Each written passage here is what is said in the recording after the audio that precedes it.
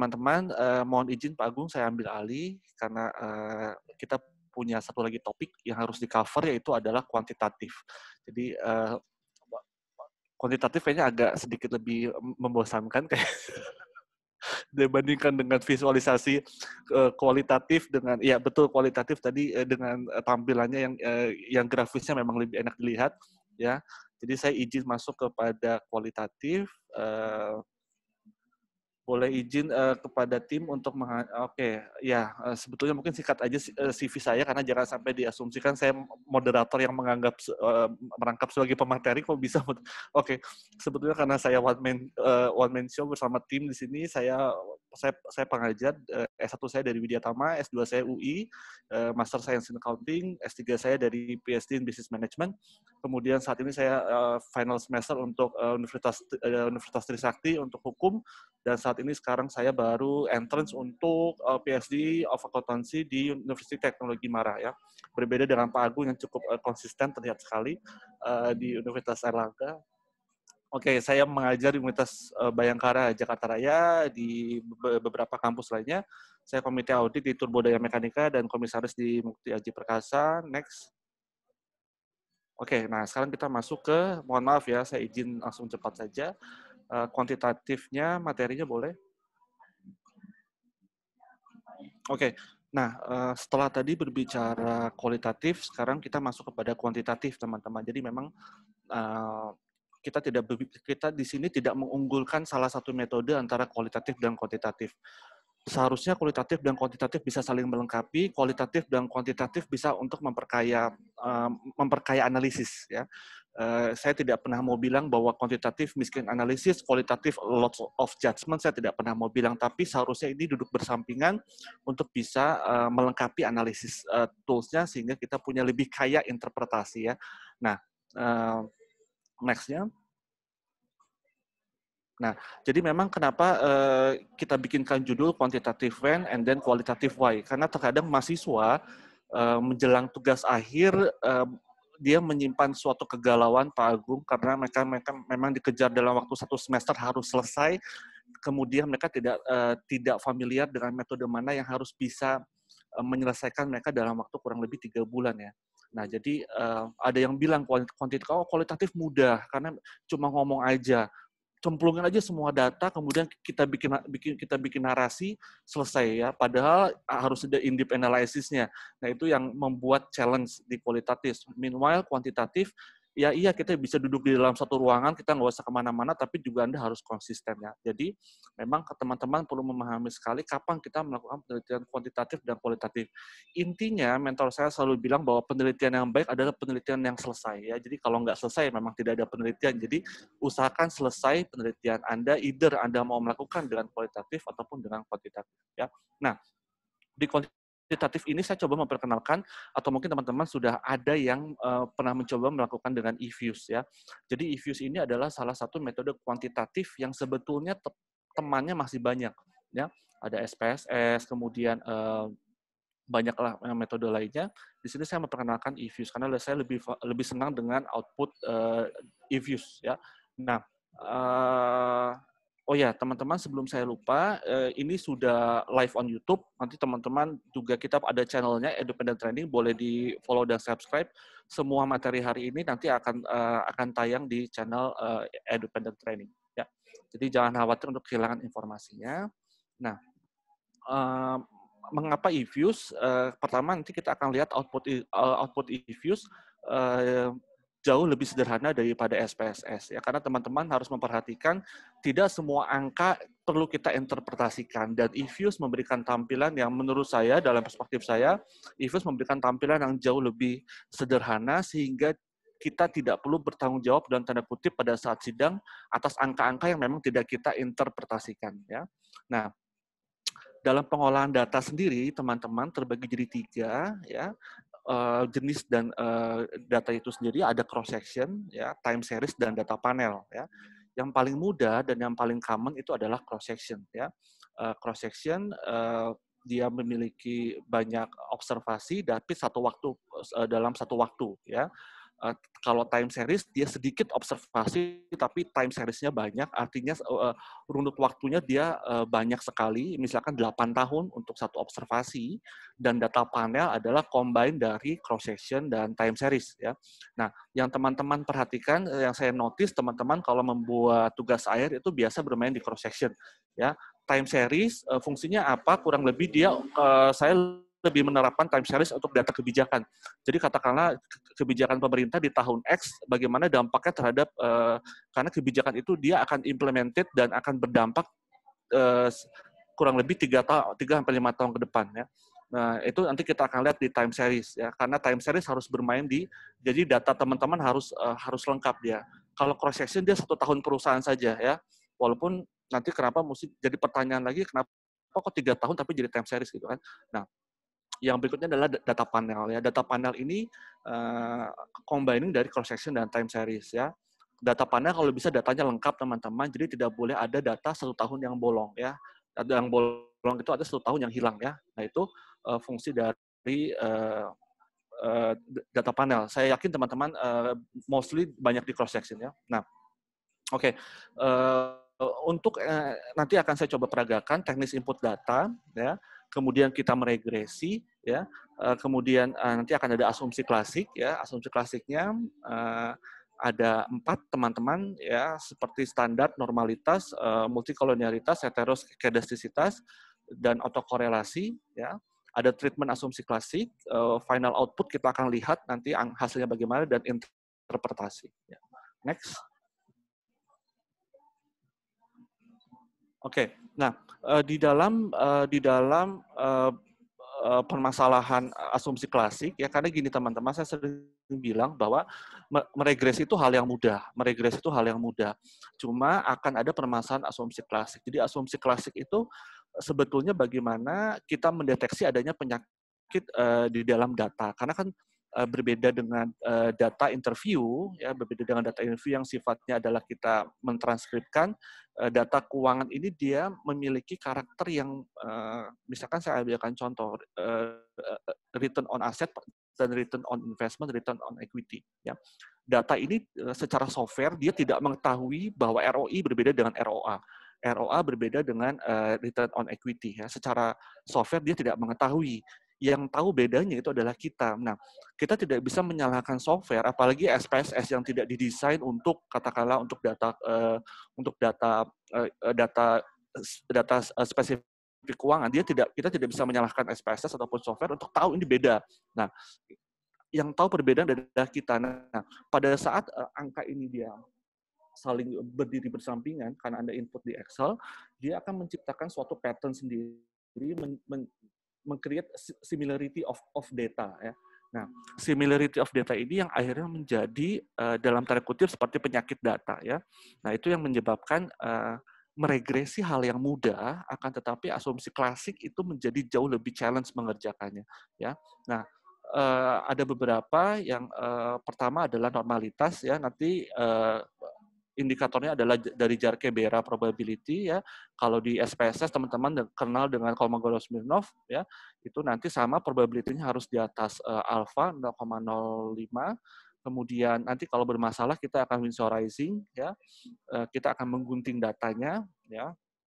Kemudian pada saat ada multi-call ya, multi-call ini untuk mendeteksi adanya similarity of data ya, nanti kita kalau sampai bermasalah kita akan yang paling parah adalah mengeliminasi variabel ya.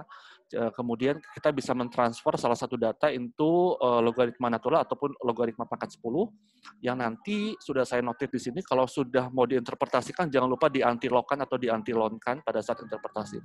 Teman-teman suka lupa pada saat teman-teman mengantilon atau menantilogkan total aset ya, saya langsung spesifik ke datanya. Kemudian antilog tersebut yang dibawa ke statistik deskriptif, sehingga statistik deskriptifnya berbicara dalam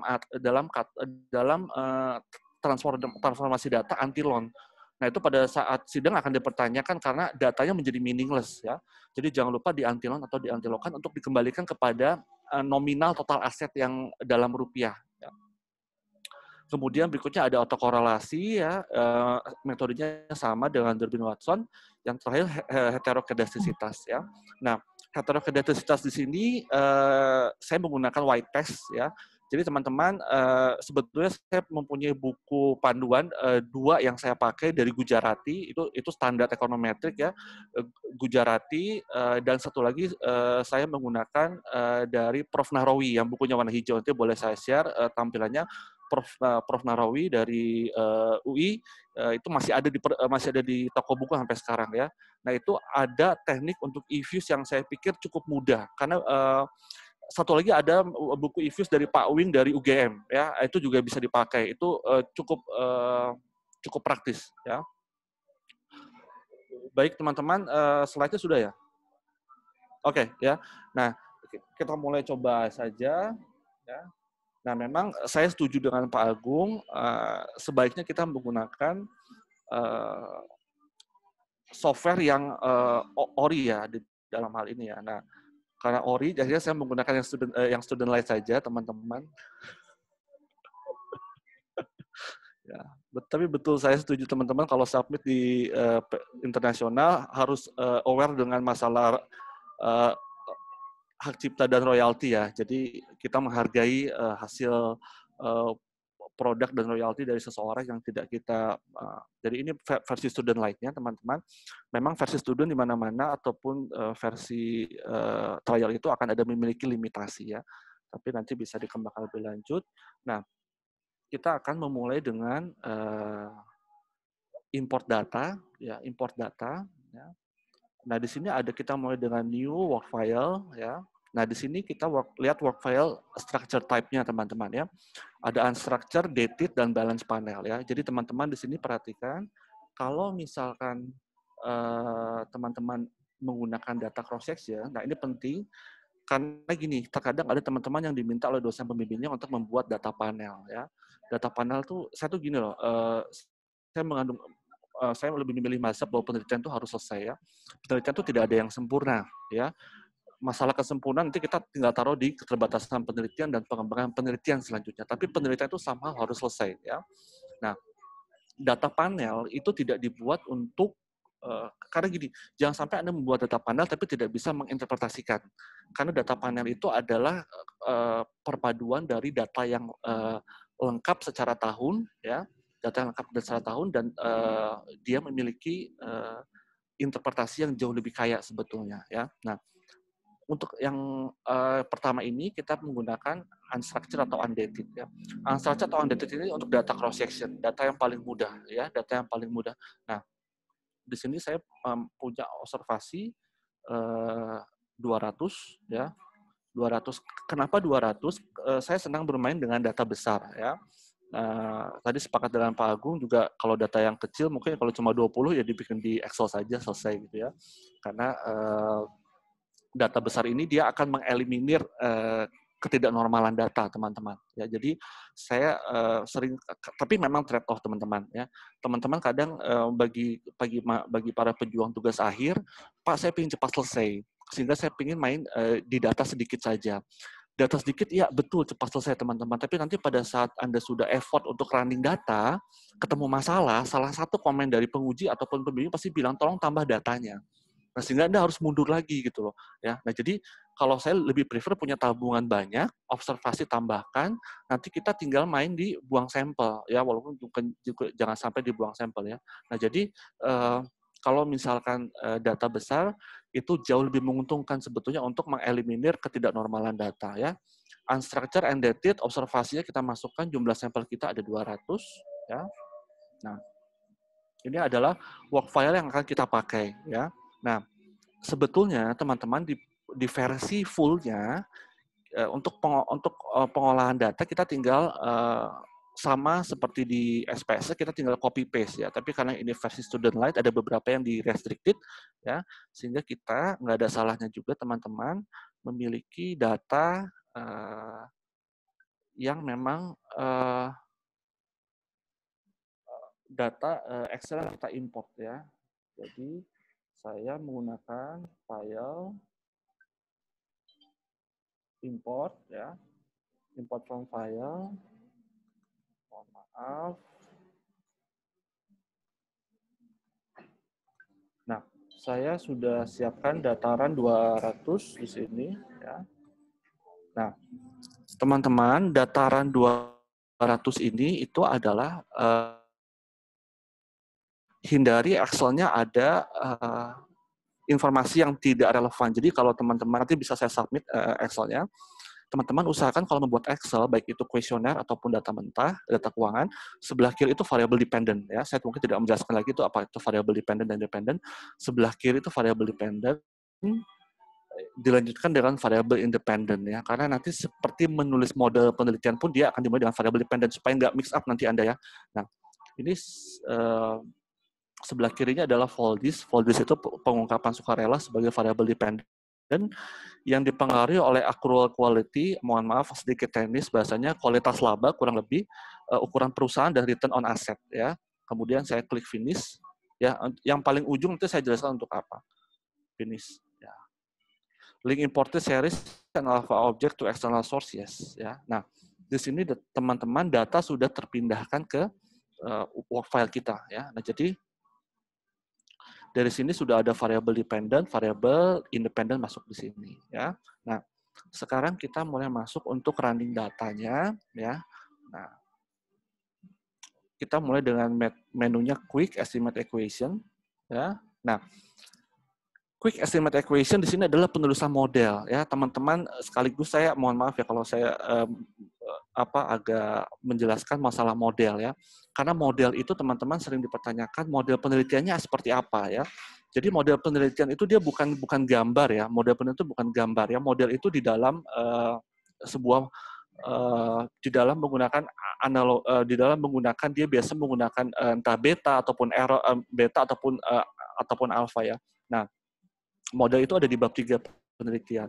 Nah, model harus bisa mendeteksi ya mana variabel dependent dan mana variabel independent ya. Nah, saya tuliskan modelnya adalah voluntary disclosure ya, tadi sebagai variabel dependent saya spasikan dengan C konstanta. Konstanta itu untuk pengganti alpha 0 ya.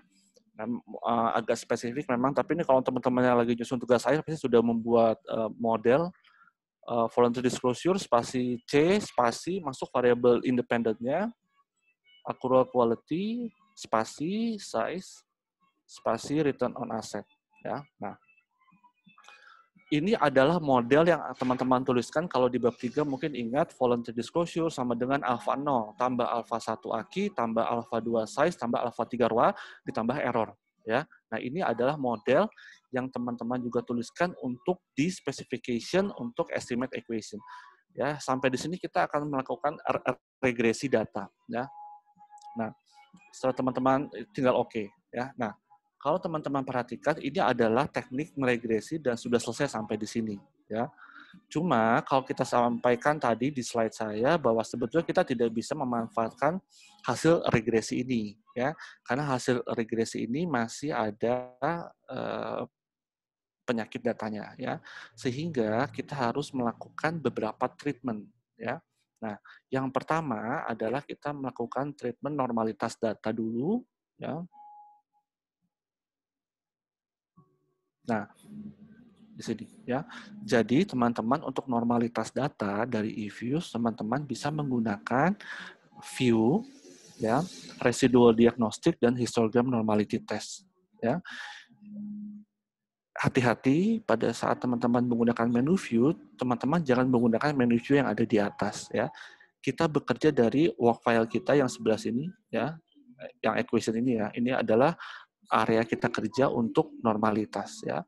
Jadi saya ulang, untuk normalitas kita menggunakan view residual diagnostic histogram normality test ya, keluar hasilnya ya. Nah, untuk hasilnya ya ini bisa kita freeze ya. Jadi untuk metode penyimpanannya teman-teman jangan menggunakan screenshot kalau bisa, karena kalau screenshot nanti di stretch dia akan pecah gambarnya dan dimasukkan ke dalam tugas akhir akan menjadi kurang bagus sebetulnya ya. Ini bisa kita stretch ya. Kemudian mohon maaf saya ulang ya. Jadi ini outputnya, kita klik freeze ya. Ya, setelah di freeze kita akan save name ya. Oke ya. Ini kita bisa save hasilnya. Sepemahaman saya tidak bisa men-save karena ini adalah versi lainnya. Coba tapi kita save. Oke, bisa ya. Nah, cirinya adalah di sini dia sudah ada normality-nya, ya. Jadi kita bisa men-save normalitas data, ya. Dari hasilnya, dari jar KBR-nya, probability-nya untuk normalitas harusnya di atas 0,05, ya. Cuma di sini hasilnya adalah dia masih di bawah 0,05 ya, 0,045 tipis ya. Nah, jadi nanti kita harus memperbaiki data, ada namanya visualizing data ataupun kita menggunting data ya, seperti gunting rambut ya. Nanti kita akan bicara sedikit atau nanti boleh di Q&A.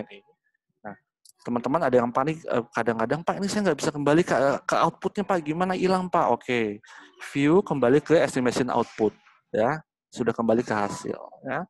Nah, setelah normalitas data, coba kita cek korelasi ya. Korelasinya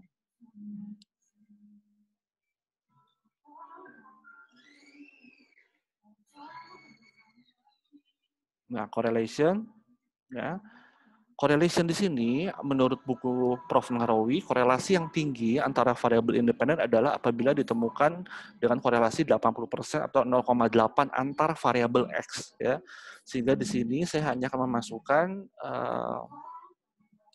variabel independen saya, itu adalah AKI, accrual quality, size, dan ROA. Ya. Nah, oke ya. Kita lihat hasilnya. Ya. Ini adalah bentuk dari, kita bisa freeze dulu ya. Freeze itu untuk men-save. Setelah di-freeze, teman-teman bisa klik kali, kemudian kita kasih nama multi-call. Ya. Nah, oke ya, sudah muncul di sebelah kiri ya, aman ya. Nah, ini karena versi asli, jadi nggak akan nge-hang di tengah ya, Pak Agung saya. Kemudian,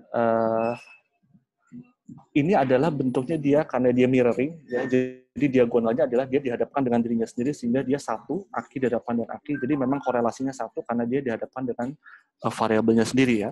Tapi kita sebetulnya bisa lihat tidak ada korelasi yang tinggi, cuma kita bisa aware di sini ada hubungan negatif nih ya antara AKI dan ROA ya. Saya bicaranya korelasi jadi hubungan, saya tidak bicara pengaruh dulu ya. AKI, ROA, kita udah bisa lihat hubungannya negatif ya. Ini bisa menjadi early indikator ya, ROA terhadap AKI juga dia negatif ya. Nah, itu bisa menjadi di beberapa tugas akhir ada beberapa dosen yang meminta hasil korelasi masuk ya. Itu nanti bisa dimasukkan di sini ya. Saya tutup ya. Delete saja karena sudah ada normality ya. Kalau saya lebih memprefer teman-teman di saat training data, sekalipun file aplikasinya ORI, kita tetap save ya. Ctrl S aja seperti biasa, tapi ini tidak bisa saya save karena ini adalah student version ya. Tapi tadi teman-teman bisa tinggal Ctrl S ya. Untuk berikutnya hetero ya, saya akan gunakan seperti ini teman-teman. Jadi hetero selalu bisa digunakan di awal untuk men-treatmentnya. Saya kembali kepada quick estimate equation ya. Quick estimate equation, saya masukkan variabel dependent saya. Ya, memang. Nah, di option sini, ini saya pakai bukunya Prof. Nahrawi. Di sini ada metode Huber-White. Metode Huber-White ini adalah salah satu cara untuk mengatasi heterogenesitas yang tidak dimiliki oleh program SPSS. Ya. Nah, ini adalah metode untuk mengatasi hetero yang sebetulnya bisa dilakukan di awal pada saat teman-teman meregresi. Cuma tidak saya infokan di awal supaya teman-teman mempunyai pola berpikir yang runut ya. Nah, oke. Oh, sorry. All this is not defined. Nah, oke. Di sini kita memiliki hasil regresi yang baru ya. Hasil regresi yang baru ya. Nah, perbedaannya adalah di sini sudah ada Huber-White heteroscedasticity consistent standard error ya. Yang tadi dia tidak ada ya. Jadi ini salah satu indikator kalau teman-teman sudah melakukan treatment atas heteroscedasticitas ya. Kita bisa lihat dari hasil outputnya ya. Yang sebelumnya ya itu tidak ada, nanti bisa di play mundur di YouTube, play mundur di sebelumnya tidak ada heteroscedasticity, consistent standard error-nya. Nah, ini cara kita mengatasi heteroscedasticitas. Terakhir, kita mengatasi Durbin-Watson. Ya. Durbin-Watson-nya di sini di 0,7833. Ya. Teman-teman mungkin nanti boleh mulai memasukkan pertanyaan di kolom chat ya untuk Q&A,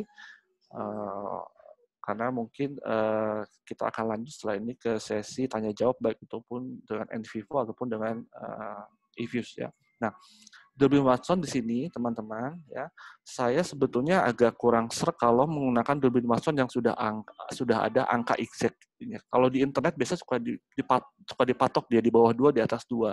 Sementara sebetulnya di dalam pengolahan data itu setiap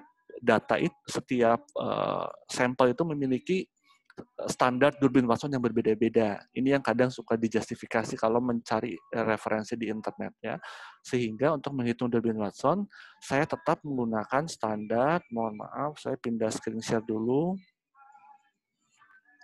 Saya tetap menggunakan standar. Teman-teman harus punya 2 tools ya.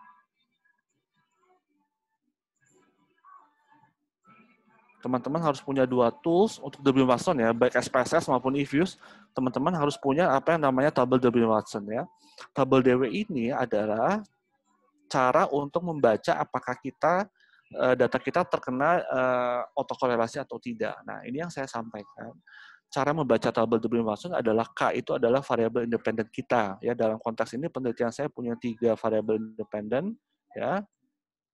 Durbin batas bawah, durbin batas atas, durbin low, durbin up ya. Nah, ini yang saya sampaikan, setiap sampel itu sebetulnya punya spesifikasi durbin yang berbeda-beda ya, sehingga kita coba pindah langsung ke N200 ya. Ini N itu adalah jumlah sampel.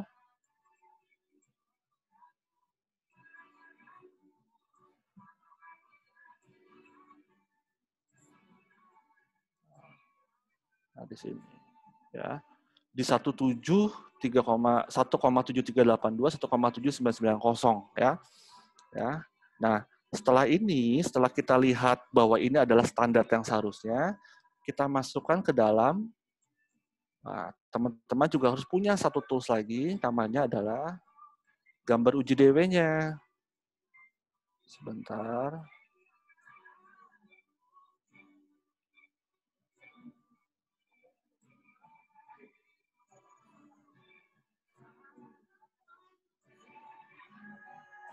Nah, sudah ya.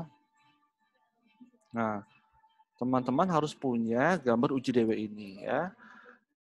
Kalau teman-teman perhatikan tadi di sekitar 1,7 ya, 0 sampai dengan 1,7 ya.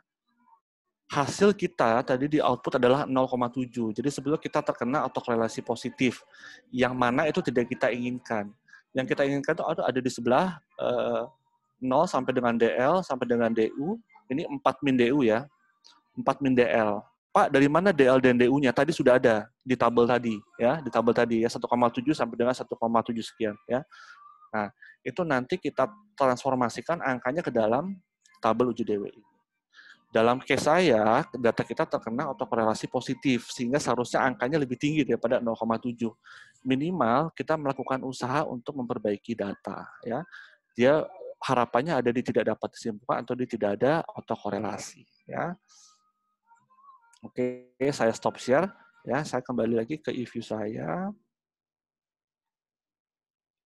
Nah, ini eViews-nya. Nah, kita terkena di sini ya, di 0,7833385 atau autokorelasi positif ya. Nah, salah satu cara untuk mentreatmentnya ya itu adalah dengan lag variable dependent ya. Jadi apa yang kita lakukan sebetulnya kita memindahkan variable dependent menjadi variable independent, tapi dia mundur satu time series, mundur 1 tahun ya. Ya. Sebetulnya saya sudah punya datanya di sini. Nah, series ini adalah series yang sudah saya persiapkan data ya. Jadi sebetulnya saya memindah angka variabel dependent yang sebelah kiri, saya pindahkan kepada variabel independen yang paling kanan dan saya mundurkan 1 ya. Nah, ini memang kelemahan kuantitatif ya, terlalu banyak treatment ya. Terlalu banyak treatment kita tidak tahu lagi mana data yang ini, jadi memang ya seperti ini. Ya, saya coba dulu, saya ganti dulu rename. Ya. Teman-teman kalau mau rename juga bisa di sini rename variabel. Saya ganti menjadi leg full leg FD aja saya simpan. Ya. Penulisan ini SPSS dan IFUS dia penulisan nama variabel tidak bisa ada spasi ya teman-teman. Leg FD. Nah, teman-teman notice ya tadi 0,78 ya. Sekarang coba kita regresi lagi. Tapi dengan leg variable dependent. Jadi secara teknis kurang lebih seperti ini. For this, spasi C, spasi aki, spasi size. Size itu ukuran perusahaan, mohon maaf teman-teman nanti boleh tanya kalau ada yang nggak jelas. Size biasa diukur pakai total aset, total revenue, size OA, aki, size OA, dan saya masukkan variabel leg tadi. Leg voluntary disclosure. Ya. Opsinya jangan lupa karena teman-teman sudah mempelajari white ya. Di oke ya. Mari kita berdoa supaya denominasinya naik ya. Karena kalau running data sering-sering banyak berdoa. Oke ya. Nah, hasilnya sekarang 1,8 ya. Jadi 1,8 itu kalau teman-teman perhatikan dia sudah naik lagi ya. Jadi di atas 1,7. Tadi kalau teman-teman ingat di atas 1,7 ya. Sekarang 1,8 ya. Nah, hasil kita akan memakai yang terakhir. Jadi gini, terkadang teman-teman suka bertanya, Pak, saya melakukan beberapa kali treatment. Hasil output terakhir adalah hasil yang sudah kita lakukan. Tadi saya sudah melakukan Huber-White, sudah melakukan leg variable dependent, maka ini adalah hasil yang kita interpretasikan. Ya. Nah, memang setelah kita lihat hasilnya, yang pertama, interpretasi data, saya masuk ke dalam slide tadi awal. Yang saya selalu notice adalah probability F statistik ya. F statistik ini adalah uji simultaneously model, bahwa model secara simultan dikatakan atau judul Anda ada itu ada di F statistik ya. Jadi teman-teman nggak usah kadang suka ribet dengan Pak ini hipotesisnya ada yang nggak signifikan, ada yang nggak keterima, data saya salah nggak ya? Itu pertanyaan yang memang sering dihadapi dan faktanya adalah teman-teman kadang suka ignoring F statistik padahal model itu ada di sini ya. Nah, secara simultan, yang penting judul Anda ada dulu.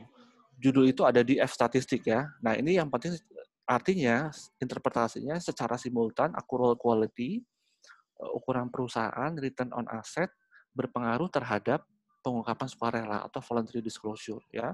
Nah, setelah dari sana baru nanti kita masuk ke pengujian hipotesis ya. 0,38 dia tidak signifikan ya. Oke. Ada dua hal yang harus diperhatikan di dalam output IFUS. Pertama probability, ya. Ini adalah bicara signifikansi, ya. Bicara signifikansi bahwa dia harusnya di bawah alfa atau di bawah 0,05. Yang berikutnya adalah koefisien atau arah, ya. Arah ini adalah sesuai dengan yang teman-teman hipotesiskan, ya. Kalau tadi di kualitatif proposisi, di kuantitatif kita memakai hipotesis atau dugaan sementara, ya. Nah, pendugaan bisa menggunakan arah atau tidak ya itu kembali kepada siapa penelitian sebelumnya ya. Nah, kalau menggunakan arah maka kita akan membuktikannya di sini ya. Jadi teman-teman lihat koefisien ya. Untuk accrual quality dia tidak berpengaruh, tidak signifikan ya. Untuk size dia teman-teman dia signifikan ya di bawah 0,05 signifikan berpengaruh negatif ya. Untuk ROA dia berpengaruh signifikan positif ya. Nah, nanti seharusnya di metodologi penelitian sudah dibahas apa itu berpengaruh positif dan negatif. Kalau saya memakai mazhab kalau dia tidak berpengaruh, maka saya tidak perlu membahas arah ya. Tapi rupanya kemarin pada saat saya melakukan studi tugas akhir yang terakhir di kampus yang lain, rupanya arah ini menjadi indikator awal. Jadi Anda sebagai peneliti juga harus mempunyai sifat humble ya. Artinya apa? Kita menerima segala macam perspektif. Jadi untuk beberapa mazhab di luar, rupanya mereka kalaupun tidak signifikan, mereka membahas arah. Karena arah ini hanya masalah kalau dia signifikan, arahnya jadi berbicara nih. Jadi terkadang, tapi untuk di Indonesia saya belum melihat nih. Indonesia saya masih melihat bahwa sebetulnya kalau tidak signifikan, kita tidak membahas arah. Toh juga mereka tidak signifikan ya. Nah, oke, jadi untuk yang tidak signifikan tidak kita bahas arahnya. Untuk yang signifikan negatif dia berpengaruh berlawanan arah ya. Artinya apa? Semakin tinggi accrual quality, maka semakin tinggi ukuran perusahaan, maka dia semakin rendah pengungkapan. Sebaliknya, semakin tinggi ukuran perusahaan, dia semakin tinggi, semakin rendah pengungkapan. Sebaliknya, ya, semakin rendah ukuran perusahaan, maka dia semakin tinggi pengungkapannya. Untuk yang berpengaruh positif, dia bergerak bersamaan. Semakin tinggi ROA, maka semakin tinggi pengungkapan, semakin rendah ROA, semakin rendah pengungkapan. Ya. Nah, ini adalah cara membaca signifikan positif dan negatif sama dengan kuesioner. Ya, kuesioner yang diolah di PLS ataupun LISREL ataupun SPSS ya. Seperti itu. Nah, ini adalah output dari eFuse ya. Nah, untuk pengolahan data berikutnya, apakah kita mau sebetulnya begini teman-teman, kalau untuk koefisien tadi saya menjawab koefisien kalau di SPSS itu dia bisa ada 3 koefisien ya, standardized koefisien beta, unstandardized koefisien beta, sama satu lagi saya lupa ya, sehingga kita punya 3 koefisien. Teman-teman hati-hati kalau membaca koefisien di SPSS karena di eFuse dia hanya produce satu koefisien ya. Dan kalau teman-teman perhatikan untuk tampilannya eFuse, outputnya dia hanya satu seperti ini, informatif. Nah, tapi kalau di SPSS teman-teman bisa mempunyai beberapa tabel untuk setiap kali melakukan uji ya dan uji. Jadi tabel regresinya informatif, angkanya banyak sekali ya. Sementara kita tidak bisa menggunakan semuanya ya, tidak bisa menggunakan semuanya. Nah, jadi ini adalah output dari eFuse ya. Nah, Pak, ada pertanyaan, Pak, kalau saya running dengan SPSS dan eFuse, apakah hasilnya berbeda? Seharusnya tidak, sama, ya. Jadi tidak mungkin selama tadi, tapi asumsinya jangan melakukan seed treatment dulu ya, karena treatment kita sudah melakukan, alatnya sudah melakukan modifikasi. Tapi kalau hanya satu kali regresi tanpa treatment, sama, ya, sama, ya. Jadi tidak ada tools yang saya menggunakan eFuse aja atau SPSS saja karena mungkin hasilnya bisa lebih signifikan, tidak ada alasan seperti itu. Nah, satu lagi yang saya ingin menjawab kekhawatiran mahasiswa, kadang mahasiswa suka berasumsi kalau hipotesisnya tidak signifikan, maka salah, ada yang salah.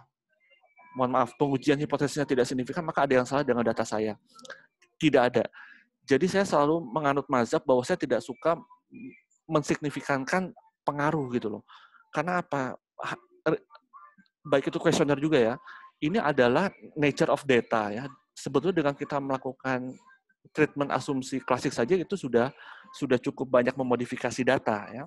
Nah, itu nature of data sehingga hipotesis yang tidak terbukti signifikan tidak pernah salah. Saya bilang bahwa itu adalah suatu temuan juga bahwa akhirnya tidak berpengaruh signifikan ya. Nah, jadi nanti tinggal pada dosen pembimbing Anda untuk mendiskus apa logic reason-nya kenapa ini tidak signifikan ya. Salah satunya adalah nature of data yang berbeda ya. Oke, teman-teman, ini mungkin quick review saja bagaimana kita merunning data dengan ada sebuah Oke, mohon maaf Pak, tampilan jendelanya nggak kelihatan saat masuk ke menu-menu. Oke, nanti boleh. Moga-moga di YouTube-nya bisa Pak, masuk Pak, nanti dari Mas Ilmawan ya.